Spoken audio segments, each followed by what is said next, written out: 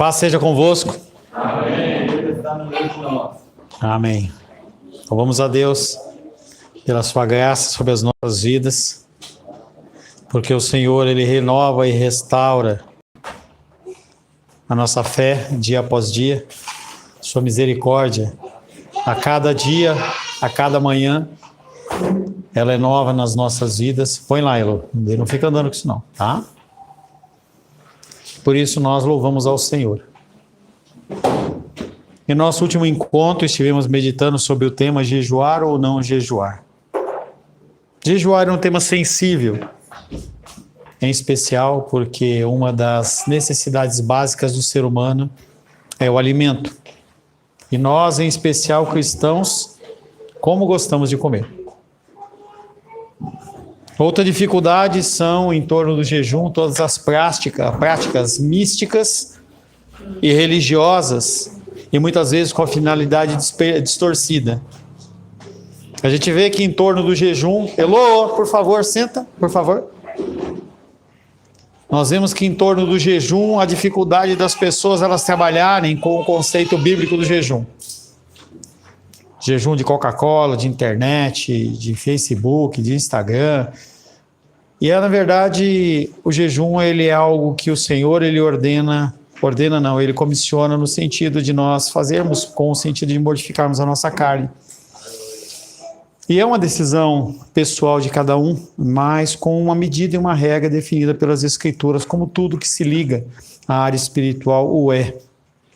O jejum ele é apenas agradável a Deus, na medida em que direciona a nos treinar, a nos ensinar a subjugar a nossa carne, os nossos desejos, nos levar a uma oração cada vez mais sincera diante do Senhor, dar testemunho do nosso arrependimento, em especial quando nós somos afetados com a visão do trono celestial do dia do julgamento. Não é uma historinha que é contada há mais de 2000 anos. Jesus está voltando. Pastor, mas há 2000 anos que se fala isso e ele não volta. Mas ele está voltando. O cenário das coisas que estão acontecendo, a figura de pastores famosos falando todo tipo de heresias, arrebatando multidões em cima de ensinos bíblicos falsos e fracos. Uma coisa eu garanto para você, em vinda perseguição, vocês vão sofrer. Porque a gente, depois que ouve, não é porque eu sou especial ou porque eu tenho um curso melhor, não é nada disso. Meu desejo é simplesmente falar a verdade para você, para que você entenda que caminho que você deve seguir e o que você deve fazer. Assim é o cristianismo, pautado nas Escrituras Sagradas. A palavra de hoje, eu creio que vá de encontro ao coração de muitas pessoas, como foi a mim. O título da palavra de hoje é Não Andeis Ansiosos. Nós vamos falar um pouco, não sei se nós vamos conseguir trabalhar tudo nessa noite, mas nós temos muitos textos para meditar em relação à ansiedade. Ansiedade que é pecado. É pecado, Isabela. A gente acha que não, acha que simplesmente é um sentimento interior do seu coração, algo que você não afeta os outros, mas na verdade, todo e qualquer pecado nosso, ele sempre vai ser em primeira instância contra Deus. Quero convidar você a abrir a palavra do Evangelho de Mateus, capítulo 6. Evangelho de Mateus, capítulo 6.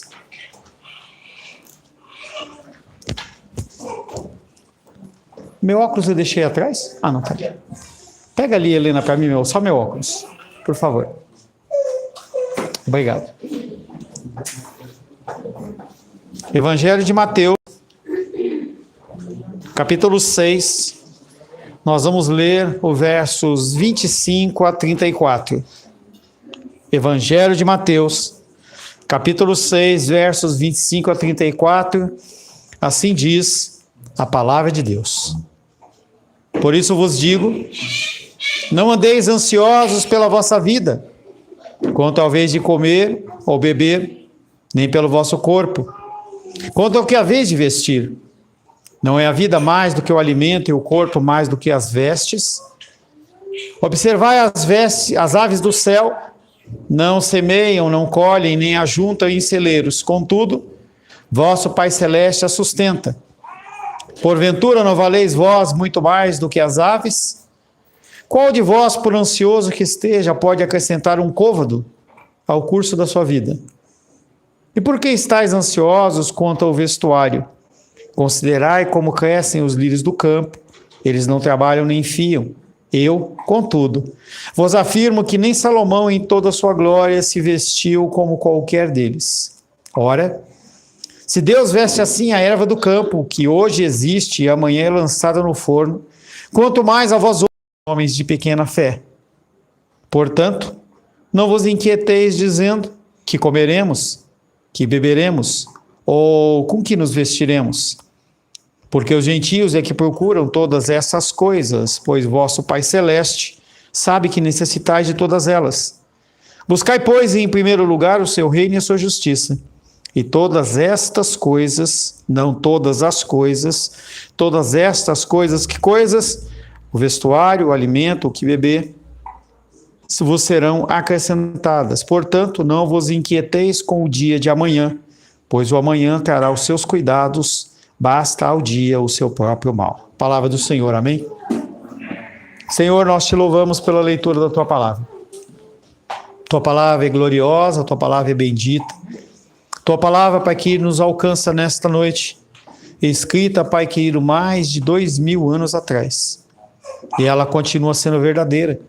Ela continua nos instruindo como teus filhos e tuas filhas, Pai. Quero pedir, Pai querido, que o teu espírito de entendimento seja sobre as nossas vidas. Que o teu Espírito Santo nos dê entendimento, sabedoria, capacitação de absorver aquilo que o Senhor quer falar, para gerar uma mudança nas nossas vidas. Menos luta, menos dificuldade, mais glorificação ao Senhor. Peço especialmente em relação a mim, que eu possa ser o instrumento da tua vontade, Pai. Não me abandone dos meus próprios pensamentos e próprias vontades, mas que eu possa trazer um pensamento, uma mensagem santa ao coração dos teus filhos, em nome de Jesus. Amém. Podem se assentar em nome de Jesus.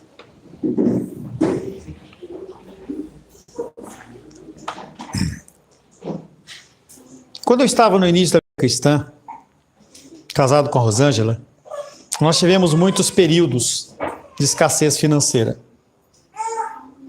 E em momentos de baixa, nós orávamos a Deus e os trabalhos que apareciam muitas vezes, eles eram trabalhos ilícitos. Nós tínhamos uma gráfica, aparecia para você fazer uma nota fiscal fria, coisas desse tipo. A luta contra a ansiedade sempre fez parte da minha vida e também creio que fez parte da sua.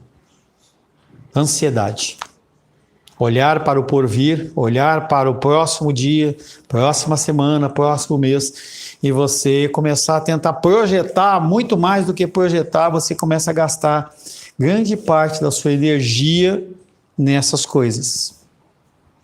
A preocupação em relação ao porvir, somada com o bombardeio da sociedade em torno da prosperidade, ela é massacrante. Você olhar para a sua vida e você saber que você, pela sociedade, você tem que ter mais, você tem que mostrar que você tem mais, você tem que ser um ícone, as coisas elas têm que ser o mais perfeitas possíveis, senão você está dando um testemunho errado. As pessoas olham para você, se você tem um carro mais velho, se você usa uma roupa por muitas vezes, como se fosse uma pessoa que não é próspera. Coloca a condição de você não ser uma pessoa abençoada por você não ter dinheiro. Sendo que Jesus, o autor da vida, ele não tinha onde recostar a cabeça. A gente vê a figura do patriarca Jacó e ele dormindo com a cabeça em cima da pedra. A grande massa das pessoas cristãs, não só cristãs, mas especialmente cristãs, elas têm uma dificuldade tremenda, porque o mundo fala uma coisa e a palavra de Deus fala outra. E nós temos que escolher, literalmente escolher, o que nós vamos seguir. Quando nos é possível fugir desta adversária terrível chamada ansiedade, nós vencemos.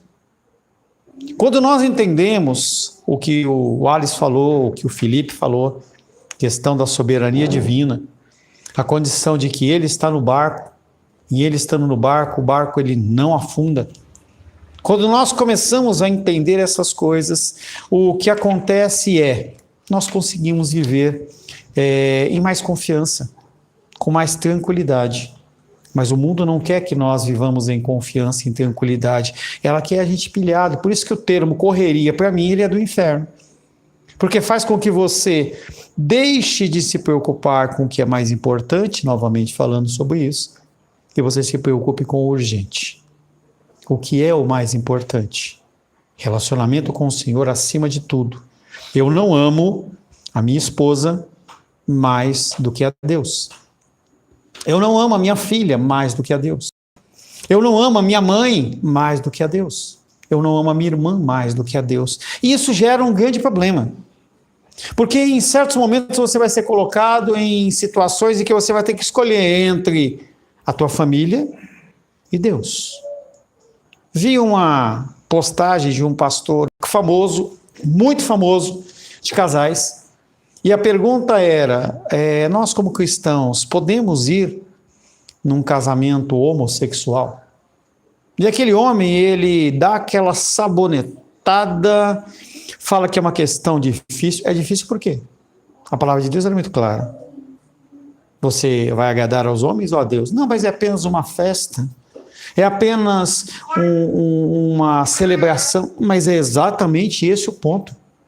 Nós damos testemunhas das coisas de Deus ou das coisas do mundo, do inferno. E quando nós nos posicionamos, nós estamos diante dessas situações. E aí, quando nós não nos posicionamos como Deus ordena que nós tenhamos que fazer, nosso coração ele fica preocupado, porque nós sabemos que nós estamos fora da posição. E quando você está fora da posição, você se molha. Saí com a Rosângela na sexta-feira, como é de costume, nossa saída semanal, e aí a gente estava chovendo muito, e a Rô falou para mim assim, fica pertinho de mim, porque se você não ficar perto, você vai se molhar. O guarda-chuva de Deus é assim, ou você está debaixo dele, ou você se molha. E esse molhar, ele pode trazer uma coriza, pode trazer uma enxaqueca, pode trazer uma gripe, alguma coisa mais séria, uma pneumonia. Então entenda que existem consequências de você andar fora da presença de Deus, e uma delas é a ansiedade. Até hoje, como cristão, eu tenho problema com esse texto que nós lemos. Pois é como se Jesus falasse diretamente comigo, não é como, ele fala comigo e com você. Filipe falou sobre soberania. Quando a luta vier a ele, e vai vir, ele vai proclamar essa sabedoria, essa soberania da mesma maneira? É como se Jesus falasse para mim e para você, se você acredita mesmo na providência divina, por que você fica ansioso? E isso é um tapa na cara. Esse texto é um texto que é um tapa na cara e você vai ver. É como se ele estivesse tratando com pessoas adultas, mas quase que chamando eu e você de ignorantes. Porque as perguntas que Jesus faz nesse texto são, no mínimo, incabíveis. É como aquela pergunta que Jesus olha para o homem cego e pergunta para ele e fala, o que você quer que eu te faça? Essa semana vem melhorando, mas a gente acompanhei a nossa querida Vânia lá com a problema da enxaqueca. E eu fiquei imaginando, enquanto eu meditava nesse texto, Jesus mandar um anjo, ou ele mesmo aparecer e falar assim para Vânia, Vânia, o que você quer que eu faça? Ela com a cabeça no escuro, tampando, tentando aliviar a dor dele. Jesus, que pergunta é essa? Mas é exatamente o cerne da coisa. Se nós dizemos que nós confiamos, por que nós ficamos ansiosos? Por que nós? Porque eu também fico. Não existe essa aura de santidade sobre a minha vida, em que eu não peco, eu não sinto. Não, é a mesma coisa. Mesma coisa. Uma das características da ansiedade, ela é tolice. Ela é tolice, ela é fútil. Não tem valia nenhuma. Por que, pastor, que essa preocupação, essa ansiedade, ela é fútil? Primeiro, é óbvio que Jesus está ensinando sob providência divina sobre o seu povo. Ele é aquele que mantém a minha casa e mantém a sua casa. Acabou. É assim. Ou você acredita ou você não acredita, ou você confia ou você não confia, ou você quer viver segundo a força do seu braço, ou na dependência de Deus. Quando falamos sobre a providência de Deus, falamos sobre os meios pelos quais Ele governa o universo inteiro, os meios pelos quais Ele exerce a sua soberania. Providência divina tem a ver com soberania divina. Não há nada que aconteça fora do domínio do Senhor. Nada. A chuva, o acidente, a morte, a enfermidade, a guerra. E se a gente não entende soberania divina, a gente começa a fazer uma divisão que é o ruim, o mal, aos meus olhos, vem do diabo. E o que é bom é de Deus. E aí gera uma série de debates entre as pessoas. Se Deus ele realmente é bom, por que Ele permite o mal? Mas quem diz que é o mal? É o mal segundo a minha ótica. Então eu posso olhar, por exemplo, para uma queda de bolsa ou de criptomoeda e eu falar, isso é muito ruim. Mas se o Alice investiu da forma certa, ele vai falar que é muito bom. Tudo depende da ótica com que você enxerga as coisas. É um princípio da física. Tudo depende do referencial adotado. Qual que é o seu referencial? Se o teu referencial é o homem, você está no engano. Agora, se você tem como referencial Deus, a situação ela muda de figura.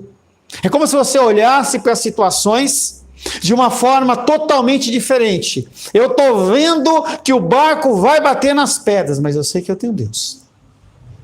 Então, Deus está agindo de alguma maneira e eu tenho que aprender e fazer o melhor possível para extrair disso a melhor lição possível, para, se possível, eu não voltar a passar nisso. E aí a gente faz o quê? Continua agindo segundo a força do nosso braço, e aí a ansiedade toma conta. Porque se você não mudar a sua forma de agir, o resultado ele vai continuar sendo o mesmo. E você continua fazendo. E você continua ficando ansioso. Deus governa tudo. Ele não permite que a menor molécula vagueie fora da sua autoridade. A sua autoridade ela é soberana. A palavra providência originalmente significava ver antes. Eu providencio. Então eu sempre acompanho e gosto de dar exemplo da vida de vocês. Então vejo, por exemplo, o Nicolas lá fazendo as viagens dele lá, e ele fala assim, bom, eu vou fazer uma viagem agora para a cidade tal. A primeira coisa que ele vai fazer é colocar na mente dele quais são os clientes que vão passar. Ele vai olhar qual que é o consumo do combustível, que material que aquelas pessoas compram. Ele está fazendo uma providência. Ele está tentando ver antes. Não quer dizer que ele vai chegar lá no cliente dele e o cliente vai ser receptivo à providência dele. Mas quando nós falamos na questão divina, a coisa é bem diferente. Primeiro que o Senhor ele não tem essa previdência, essa previsão a partir de conceitos humanos. Ele é presciente. Ele olha para a história e ele consegue enxergar o meu passado, o meu presente e o meu futuro de uma maneira muito clara. Quando a gente estava aqui, peço desculpa para você, a gente começou um pouquinho mais tarde, que eu tomei um baile aí no celular aí. A minha cameraman, Luísa, teve um compromisso e não pôde estar aqui, eu acabei me perdendo. Camera girl, obrigado, Watts. Eu não poderia prever que isso ia acontecer, mas Deus já sabia. E para ele não há problema nenhum. Quando nós pensamos na presciência, ele é um Deus que sabe que você vai passar por essas lutas e dificuldades, ele já consegue ver tudo. Só que tem uma característica extremamente importante na figura divina de Deus. Ele não é só presciente. Ele pré-determina as coisas. Ele fala, é assim que vai acontecer. Ele olha para a tua situação em que você não sabe qual é o passo próximo que você vai dar e ele fala, eu já disse que vai acontecer. Quando nós vemos jogos de futebol esportes, a gente não sabe o que vai acontecer. E você fica naquela expectativa. Imagina que você vá ver um filme que você está muito ansioso e você sabe o fim daquilo. Perde a graça. Deus, ele sabe de todas as coisas e ele pré-ordena todas as coisas. Essa palavra refere-se à provisão divina para o futuro, ao plano perfeito de Deus que não falha. O plano dele é perfeito, parece que aos nossos olhos está errado, saiu do trilho, não está acontecendo. Está acontecendo exatamente como Deus assim o quer. Há muita movimentação, é muita sede para um grupo só, é muita vontade no banheiro para um grupo só. Engraçado que as crianças, elas ficam sentadas, mas os outros ficam se movimentando. Tudo acontece segundo o desígnio do Senhor, até mesmo os fios da nossa cabeça, que caem mais em algumas cabeças e outras cabeças caem menos. Exatamente, é uma palavra divina. Este é o mundo do nosso Pai, e não há ninguém que eu preferisse ver governando este mundo do que o próprio Deus onipotente, porque Ele faz bem todas as coisas. Não há nada que saia do domínio e do controle do Senhor. O que você tem que aprender a ver é qual é essa ótica que o Deus está vendo que eu não estou vendo. O que Deus está fazendo que para mim está um caos, mas para que Deus está certo. O mundo diz, Deus escreve certo por linhas tortas. Linhas tortas? Deus, aquele que diz que nós não devemos nos desviar nem para a direita nem para a esquerda, o Deus que é o reto juiz, pode ser que a minha visão seja turva. Estou vendo a Vânia lá, tirou o óculos e tal. Pode ser que a gente precise mudar a lente do nosso óculos para enxergar o que Deus quer mostrar. Mas o que está acontecendo está certo. E quanto mais rápido nós aprendermos isso, menos ansiedade o nosso coração fica. Porque quando você fica tentando lidar com uma situação fora do escrutínio, fora do domínio de Deus, você está andando no vazio. É como você andar no escuro. Esse mundo é o mundo do nosso Pai. Jesus estava ciente disso e de forma muito mais profunda do que nós, ele entendia as implicações práticas da soberania de Deus e da providência divina. Por isso que ele fala, busque o reino de Deus e a sua justiça, e o restante vai ser acrescentado. As necessidades serão acrescentadas. Algumas pessoas não vieram hoje pela manhã, e aí uma delas é o nosso querido Felipe. Eu perguntei para ele por quê, né? Eu estava extremamente cansado. Por que cansado? Deus errou na organização do tempo? Ou ele está querendo trabalhar mais do que necessita? Independente de ele ter 3 filhas. Independente. Quando nós estamos agindo de uma maneira em que o resultado é nós estarmos cansados, é porque nós estamos fazendo algo errado. É como você exigir mais do carro. Se você andar com o teu carro lá na linha vermelha, lá 7, 8 mil dias, você está forçando o carro mais do que ele é projetado para funcionar. Se você não tem tempo para dormir, alguma coisa está errada. E eu sempre digo para todos vocês, alguma coisa está errada, para. E vai buscar Deus. Deus, o que eu tenho que mudar? Porque senão você vai continuar fazendo esse mesmo trabalho, esse mesmo ciclo, e você vai continuar cansado e vai continuar dando importância mais para as coisas urgentes do que as mais importantes. E o tempo passa. Tinha uma propaganda na década de 80, que era do Banco Bamerindos, e ele falava assim, o tempo passa, o tempo voa, apenas o Bamerindos continua numa boa. O Bamerindos faliu, acabou. As pessoas não administraram de uma forma correta. Esse exemplo que eu dei do Felipe, ele vale para qualquer pessoa, em qualquer situação. Quando você não dá atenção suficiente para o seu marido, você não dá atenção suficiente para a sua esposa, não dá atenção suficiente para a palavra de Deus, para a leitura da palavra, para a oração. Quando você coloca qualquer outra coisa na frente do Senhor, qualquer coisa que influencie no relacionamento com o Senhor, tem que ser ou mudado ou eliminado. Ponto final.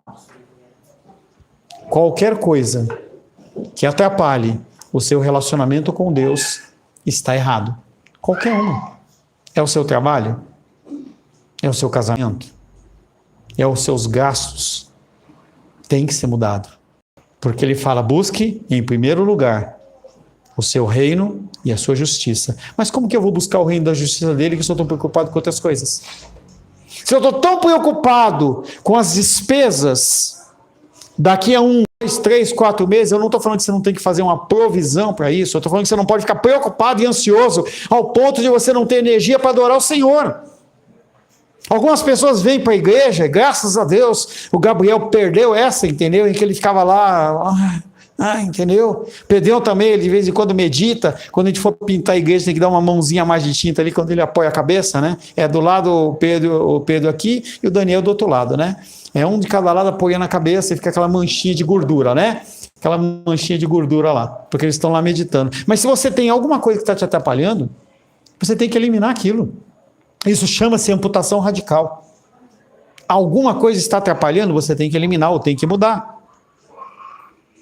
Jesus nos advertiu em textos anteriores, primeiro, a não servir a mais que um Senhor.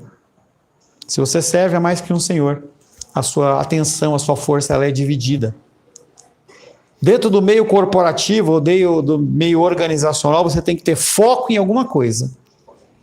Se o Nicolas, dentro da Embalou, ele começar a querer diversificar muito, decidir, agora eu vou vender umas coxinhas também. Mamãe, faz umas coxinhas porque eu vou levar para vender lá. Ele começa a tirar o foco do produto dele e começa a virar outra coisa. Quando você tem dois pensamentos, a palavra divisão quer dizer duas visões. É por isso que homem e mulher se fazem uma só carne com uma visão só. E essa visão é dada para o homem, não é porque a mulher, todos já passaram, exceto o Carlos e a Chayane, todos já passaram, eu já fui muito claro, bem claro em relação a isso, em que não é incapacidade, é questão que Deus ele cria a mulher para cumprir o propósito que o homem recebeu. Se a mulher inventa de ter um propósito para ela, há uma divisão na casa, e o barco não vai andar.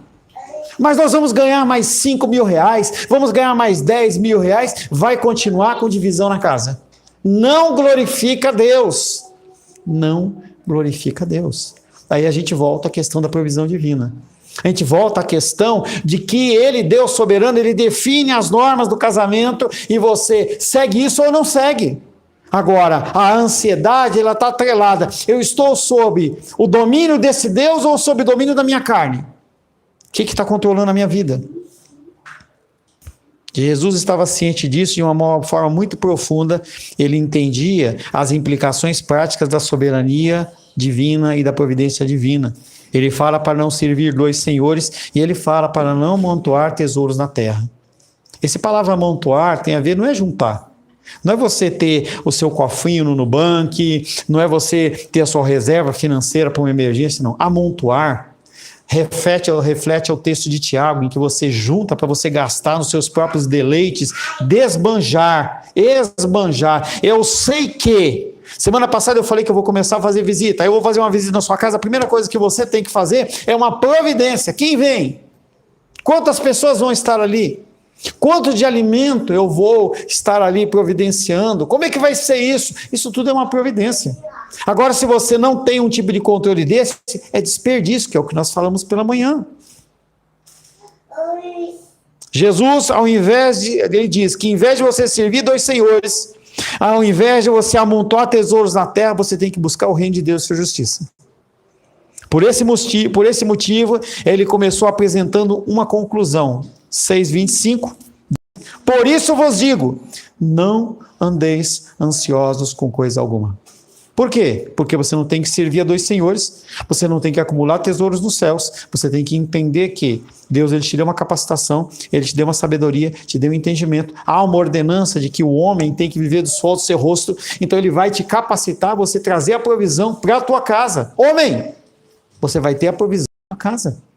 Mas você tem que entender que não é só isso, é apenas uma parte do teu casamento. É como as pessoas que olham para o sexo e falam assim, não, sexo é vida, sexo é tudo. Não, ele faz parte. É todo um conjunto de coisas. O casamento, a união, ela é uma união como se fosse um quebra-cabeça de várias coisas, em que se uma dessas peças estiver errada, não funciona. Uma das coisas que Jesus ressalta nessa exortação contra a ansiedade é que é inútil você ficar ansioso. Inútil. Você está com um problema? Está com uma dificuldade? Para e pensa. Para e busca de Deus a direção. Tem que buscar uma solução. Exaure todas as possibilidades para resolver aquela solução, aquele problema. Fez o que você podia fazer? O que vai te acrescentar você ficar a noite inteira pensando? Nada. Pelo contrário, você vai acordar de manhã, cansado porque você não dormiu, nervoso, tenso, vai ter mais um monte de coisa para você resolver e você já está cansado. E você não vai conseguir resolver. E aí os problemas eles começam a se acumular. E a tua ansiedade ela começa também a crescer. Toda a preocupação do mundo não seria capaz de mudar absolutamente nada. Tudo que conseguimos fazer quando nos preocupamos é ficar angustiados e as únicas mudanças acarretadas pela preocupação... Ô Jesus! Pela preocupação são alterações na nossa saúde. Primeira coisa que vem de decorrente da ansiedade, gastrite. A gastrite é a seguinte forma. O nosso organismo, muito bem projetado pelo Senhor, quando você se alimenta, você joga uma carga de um ácido gástrico, para que aquele alimento que você não mastigou direito, ou ele está lá na barriga, ele possa ser diluído e você possa absorver as vitaminas. Mas quando o teu organismo ele não tem nada, algumas vezes o organismo ele joga mesmo assim o suco gástrico. Em especial quando você está ansioso, que você não come. Quando você está muito ansioso, dificilmente você tem apetite, pelo menos em regra. Aí o que acontece é que o suco gástrico cai na barriga e começa a ferir. Aquilo chama-se gastrite, uma pequena ferida. E isso pode evoluir para uma úlcera, que é o quê? Além de estar machucadinho, ele começa a fazer o quê? A perfurar, começa a atravessar aquela parede, até que você perfura de vez, que é uma úlcera hemorrágica, em que começa o sangue que está no organismo, ele começa a passar para o organismo e do organismo para lá, e aí você acaba tendo uma série de problemas. É isso que a ansiedade te traz. Não vai resolver nada. Pode deixar que ele está lendo. Está lendo a Bíblia, não tem problema não. Tá? Antes você falasse mais, mas falasse da Bíblia. Deixa ele falar. Jesus disse que é tolice se preocupar, pois esse comportamento é inútil. Jesus prossegue dizendo que a ansiedade é questão de falta de fé. Opa! Por que ansiedade é falta de fé? Nós cantamos louvores, mais de mim, menos de ti, mais de mim, menos de ti. Não, ao contrário. Entendeu? Mas muitas vezes a gente quer viver assim. É mais de mim. E mais de mim. E mais de mim. E mais de mim. Enquanto você cresce, a tua ansiedade ela cresce também. E aí você olha para o teu problema, em vez de você olhar assim, você olha assim. Como se o teu problema fosse grande demais e seu Deus ele fosse pequeno demais. Pessoas acreditam que Deus ele é pequeno e o problema ele é grande. Por isso que a ansiedade é falta de fé. Se a ansiedade é falta de fé e você precisa de mais fé, a fé vem pelo ouvir e ouvir a palavra de Deus. A primeira coisa que você se afasta é do quê? Da palavra. Porque você que está com problema financeiro, você quer resolver isso de alguma maneira, aí você começa a trabalhar mais. Começa a pegar novas empreitadas. E o que parece aparentemente bom, não tem a eficiência e a eficácia, que eu já expliquei para vocês dominical qual a diferença. Não tem eficiência e eficácia, você vai trabalhar muito mais para conseguir aquele recurso que você poderia talvez conseguir com muito menos esforço. Jesus prossegue dizendo que a ansiedade é uma questão de falta de fé e caracteriza-se como uma atitude não apenas inútil, como também, em certo sentido, insensata e pecado diante de Deus. Porque se você acredita que Deus ele é o provedor, e você está metendo o pé pelas mãos, você está dizendo para si mesmo, para sua esposa, para os seus filhos, que Deus ele não é tão provedor assim. As pessoas que estão à sua volta vão falar assim, por que você está fazendo assim? Você não disse que você é cristão? Que você acredita em Deus? Pode até não falar, mas esse testemunho errado que você dá pode levar as pessoas ao inferno. Porque as pessoas elas estão perdidas. E elas precisam de um testemunho verdadeiro.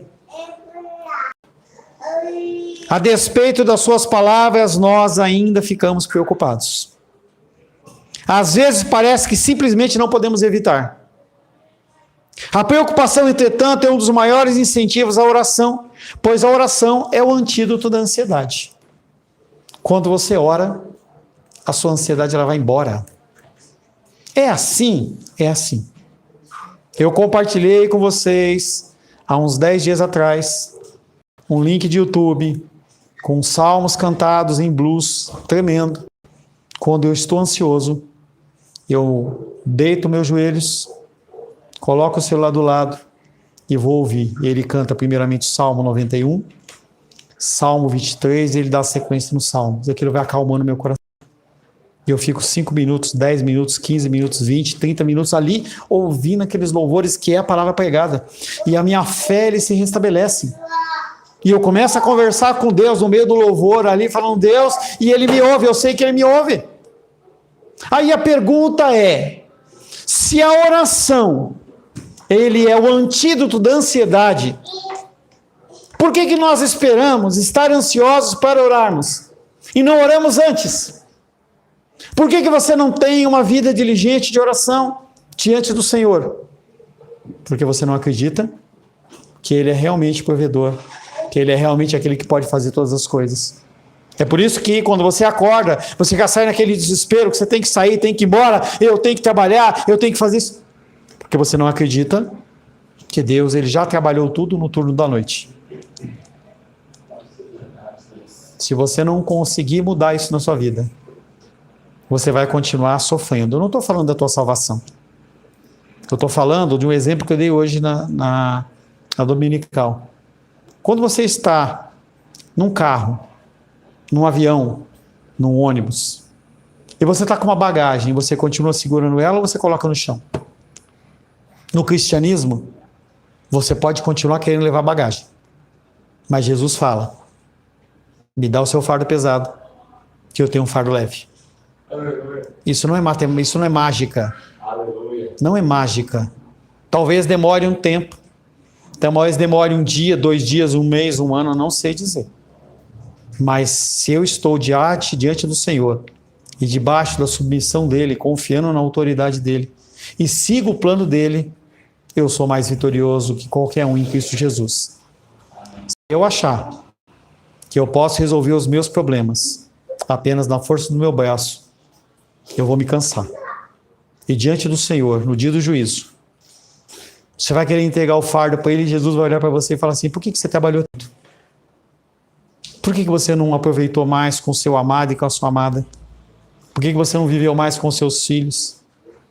Por que você, e nós vamos dar continuidade na semana que vem, por que você não separou tempo para olhar para as aves dos céus, que não semeiam, não ajuntam em celeiros? Por que você que trabalha com flores não consegue olhar para a beleza de uma flor e ver que se Deus, Ele fez esta flor que agora está bonita, amanhã ela é jogada fora, colocada no lixo, e aí Ele pergunta para você, você não vale mais do que um passarinho? Você não vale mais do que uma flor? E todo o contexto desse Mateus capítulo 6, 25 a 34 diz exatamente isso. Ou você confia na providência divina ou você não confia. Não quer dizer que você tem que ficar inerte. Não quer dizer que você não tem que fazer nada, que você tem que estudar, não é nada disso.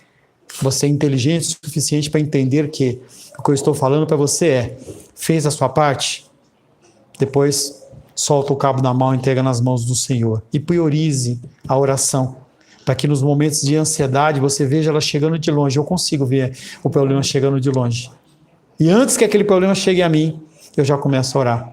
E aí, apesar desse problema vir bater na minha porta, eu já estou esperando. E aí o contexto, a forma de resolução, ela é diferente. Amém, queridos? Senhor, em nome de Jesus, te louvamos, adoramos e bendizemos por essa primeira parte a respeito deste estudo sobre ansiedade.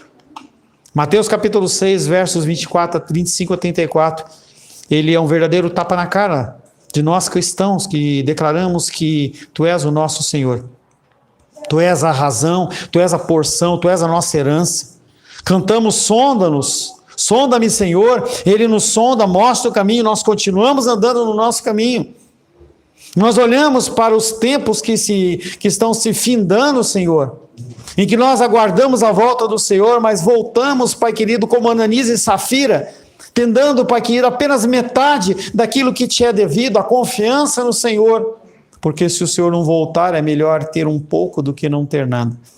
Que nós possamos, Pai, entregar as nossas vidas, os nossos negócios, a nossa provisão, a nossa saúde, com confiança nas mãos do Senhor, porque Ele cuida de nós. Em nome de Jesus. Amém. Graças ao nosso bom, querido e amado Deus.